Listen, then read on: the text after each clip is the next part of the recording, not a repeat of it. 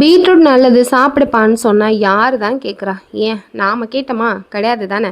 So குழந்தைங்களுக்கு ஹெல்த்தியாக கொடுக்க ட்ரை பண்ணுறப்ப அவங்களுக்கு பிடிச்ச மாதிரி நம்ம செஞ்சு கொடுக்கணும். ஸோ இந்த வீடியோவில் க்யூட்டான பிங்க் பாஸ்தா, அதாவது பீட்ரூட் பாஸ்தா எப்படி செய்யலாங்கிறத பார்த்துடலாமா?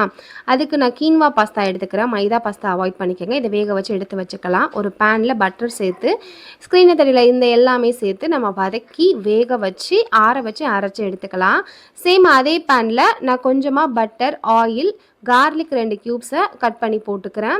ஸோ இது எல்லாத்தையுமே நல்லா சாட்டே பண்ணிவிட்டு இந்த அரைச்சி வச்சுருக்க மிக்சர் அது கூடவே கொஞ்சம் கிளாஸ் தண்ணி எடுத்துக்கிறேன்.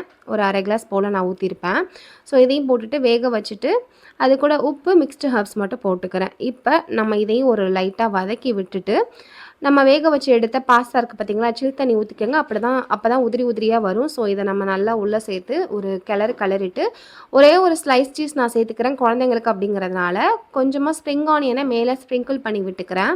அவ்வளோதான். இந்த க்யூட்டான ரொம்ப டேஸ்டியான அதே அளவு ஹெல்த்தியான பீட்ரூட் பாஸ்தா ரெடி ஆகிடுச்சு. இந்த மாதிரி கிட்ஸ் ஃப்ரெண்ட்லி ரெசிபீஸ்க்கும் நம்ம பேஜை ஃபாலோ பண்ணி வச்சுக்கோங்க.